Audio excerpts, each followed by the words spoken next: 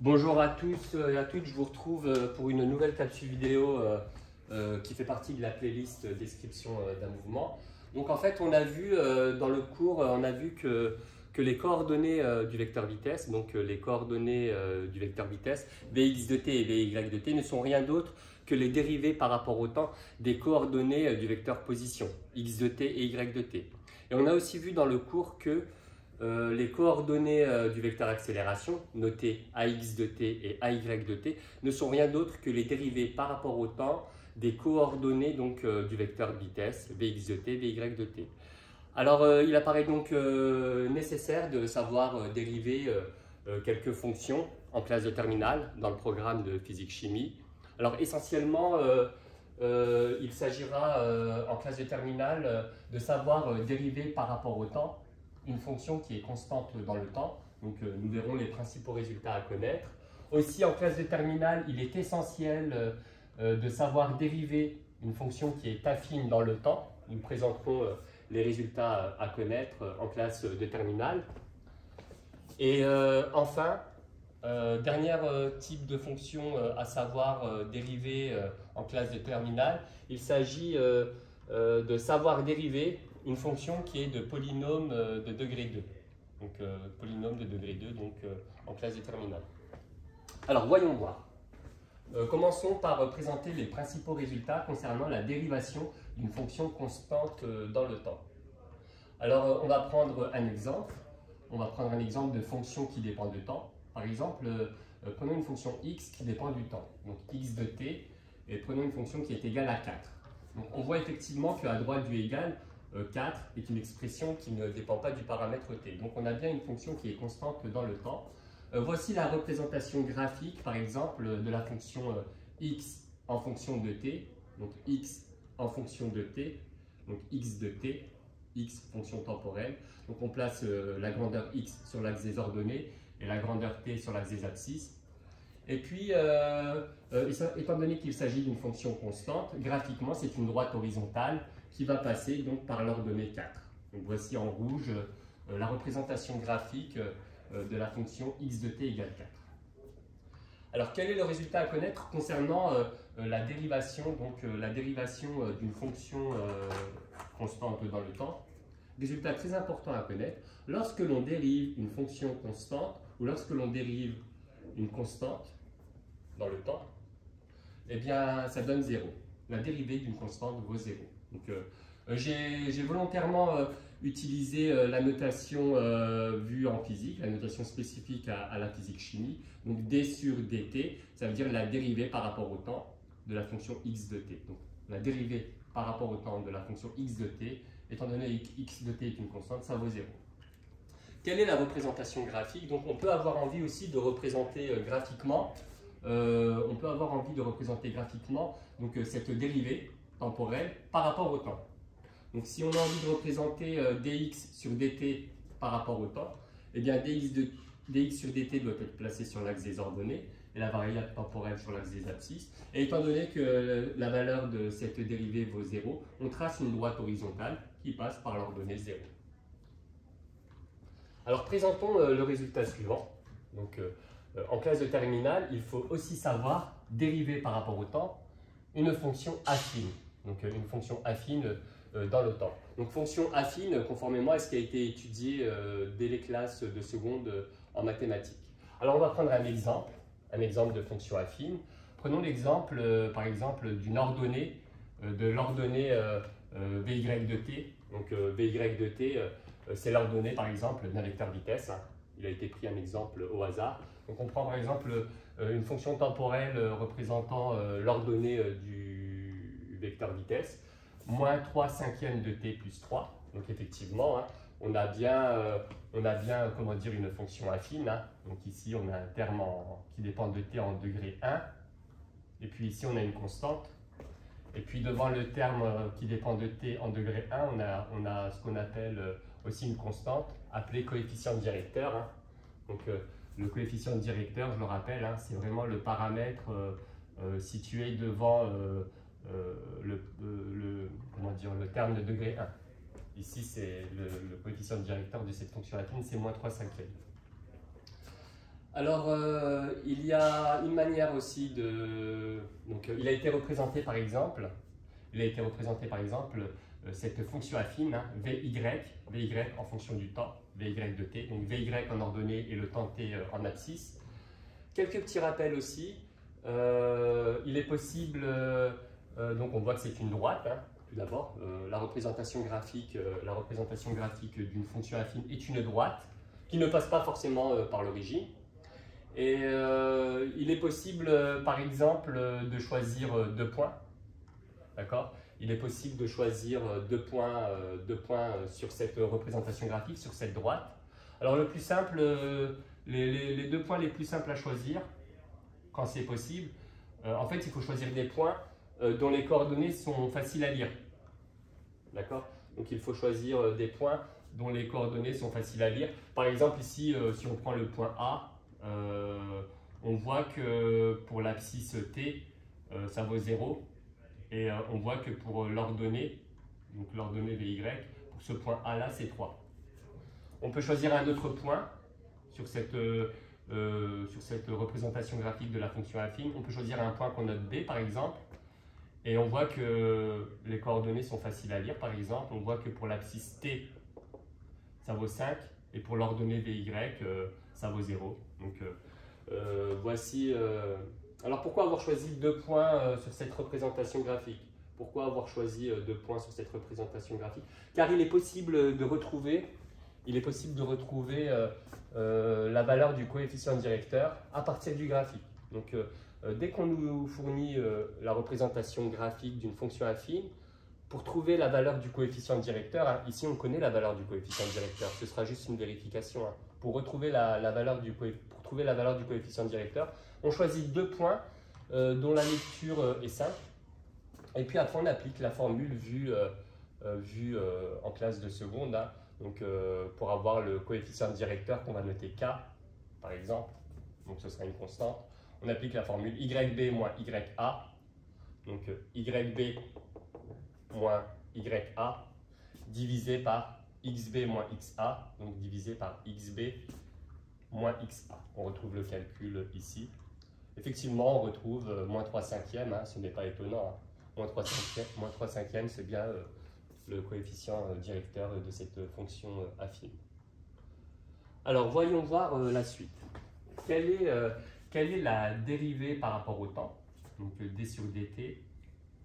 D sur dt, ça veut dire la dérivée par rapport au temps.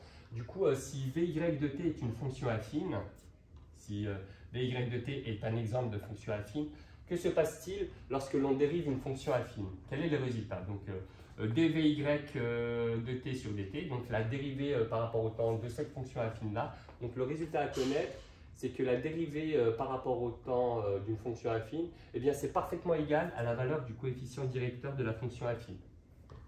D'accord? Or, le coefficient directeur d'une fonction affine, c'est un nombre, hein, c'est une constante. C'est une constante qui ne dépend pas du paramètre temps. D'accord? Et donc, dans cet exemple-là, donc la dérivée par rapport au temps de la fonction affine citée en exemple, eh bien, c'est moins 3 cinquièmes, la valeur du coefficient directeur. Et on peut avoir envie aussi de représenter graphiquement, donc on peut avoir envie de représenter graphiquement la fonction donc dvy sur dt en fonction du temps. Donc on peut avoir envie de représenter graphiquement la dérivée par rapport au temps de cette fonction affine par rapport au temps. Et bien étant donné que c'est une constante, hein, cette dérivée, eh bien, la représentation graphique ce sera une droite horizontale et qui va passer donc par l'ordonnée moins 3 cinquièmes. Enfin, terminons par le dernier exemple, à savoir dont les résultats sont à connaître. Donc savoir dériver par rapport au temps une fonction polynôme de degré 2. Donc une fonction polynôme de degré 2, c'est de type vu non pas avec le paramètre t hein, en mathématiques, mais vu avec le paramètre x, ax au carré plus bx plus c. Donc il faut avoir les principaux résultats concernant justement ces polynômes du second degré. Alors je vais en présenter quelques-uns. Alors on va prendre un exemple. On va prendre l'exemple d'une fonction qui dépend du temps, par exemple y de t, qui pourrait être par exemple l'ordonnée d'un vecteur position. Donc on prend y de t égale moins 5t au carré. Donc là on voit bien qu'on a un terme en degré 2. donc plus 10t. Donc là, il y a aussi l'existence d'un terme de degré 1. Alors, il n'y a pas forcément toujours la présence d'un terme de degré 1. Il peut avoir la présence d'un terme de degré 2 et pas d'autres termes. Ça reste quand même une fonction polynôme du second degré. Un cas particulier, mais ça reste une fonction polynôme du second degré. Et puis là, j'ai pris vraiment un cas général où il n'y a aucun terme de nul. J'ai pris aussi un terme constant donc qui ne dépend pas de t. Donc on a vraiment une expression générale ici de polynôme de second degré. Alors, résultat à connaître aussi, la représentation graphique d'une fonction polynôme de second degré est toujours une parabole. C'est toujours une parabole. D'ailleurs, il est possible d'avoir les coordonnées, donc dans un cours de maths de première, et peut-être même de seconde, il a été fourni des résultats concernant les coordonnées d'une parabole, hein, les coordonnées selon l'abscisse, donc xs, qui serait l'abscisse du sommet ici, donc je vais le rajouter.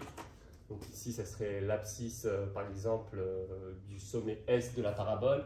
Et puis ici, on aurait YS. Ce qui est appelé YS, c'est l'ordonnée donc, du sommet de la parabole. Hein. Sommet de la parabole qui a été représenté par le point S ici. Alors il y a les formules hein, pour avoir l'abscisse du sommet de la parabole. Il y a la formule moins b sur 2a avec les paramètres a, b et c qui ont été identifiés au niveau de la fonction polynôme de second degré. On trouve 1. Je vous laisse faire l'application numérique.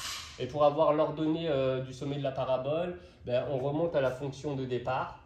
Au polynôme du second degré, et puis on remplace le paramètre t donc, par l'abscisse du sommet qui a été trouvé précédemment. Donc en fait c'est y, on remplace t par xs qui vaut 1. Donc c'est y de xs, les calculs montrent que c'est 1.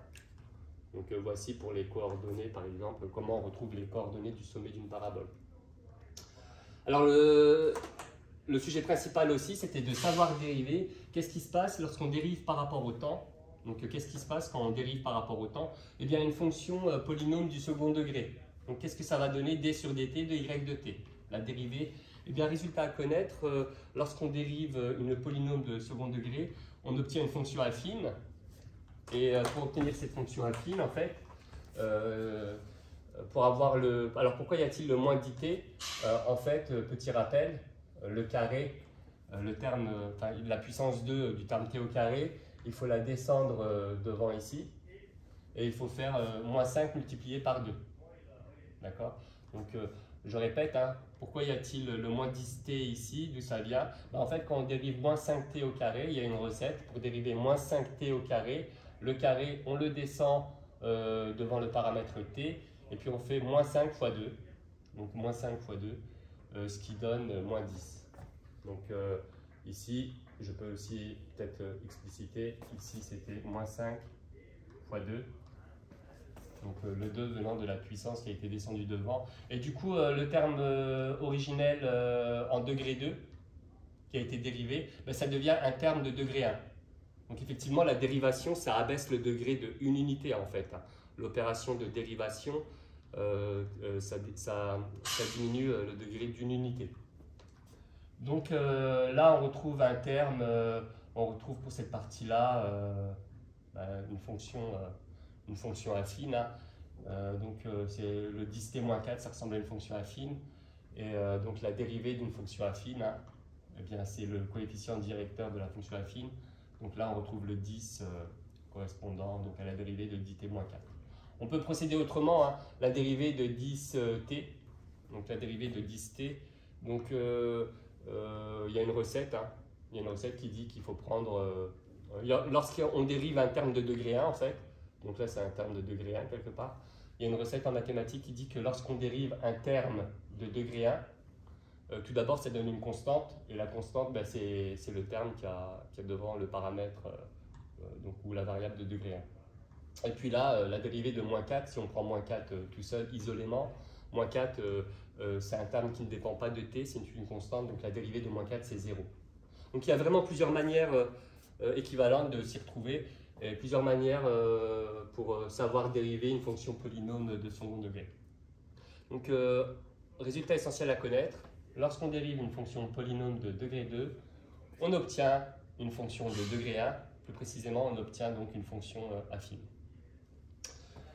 Et donc, on peut avoir envie aussi de représenter la dérivée de Vy de t par rapport au temps. On peut avoir envie de représenter cette dérivée par rapport au temps. Eh bien, étant donné que la dérivée est une fonction affine, eh bien, on va avoir une droite. La représentation graphique va être une droite qui ne passe pas forcément par l'origine. Et après, on peut avoir envie à partir de l'équation de la fonction affine, donc il faut savoir le faire d'ailleurs, à partir de l'expression d'une fonction affine, on peut nous demander de savoir dessiner la représentation graphique. Eh bien, il faut choisir deux points, d'accord? Par exemple, on peut choisir un point A, on peut choisir un point qu'on appelle A, et on choisit par exemple une abscisse, l'abscisse t égale 0. Donc si pour l'abscisse t, on choisit 0, on remplace ici le paramètre t par 0, ça fait moins 10 fois 0 plus 10, et bien ça fait 10. Et donc ici, on a donc l'expression, la valeur de la dérivée, donc la valeur de la dérivée lorsque t vaut 1. Donc le premier point qu'on peut placer, par exemple, c'est le point de coordonnées A, abscisse 0, ordonnée 10. C'est celui-là, donc on le place. Le point A, abscisse 0, ordonnée 10. Et puis après, pour dessiner une droite, il faut un deuxième point. Donc on choisit une valeur simple pour le paramètre t. Par exemple, on peut choisir 1. Donc c'est un exemple, hein. Vous pouvez choisir d'autres points. On choisit, si l'abscisse t vaut 1, que vaut la fonction affine. Donc pour t égale 1, ben on remplace. Hein. Si à la place de la lettre t, on met 1, ça fait moins 10 fois 1, ça fait moins 10, plus 10, ça fait 0. Donc le deuxième point qu'on va pouvoir utiliser pour représenter graphiquement cette fonction affine, eh bien, il y aura pour abscisse 1 et pour ordonnée 0. Donc voici le point B. Et une fois qu'on a placé le point A et le point B, on peut dessiner la fonction affine. On peut dessiner la fonction affine en question.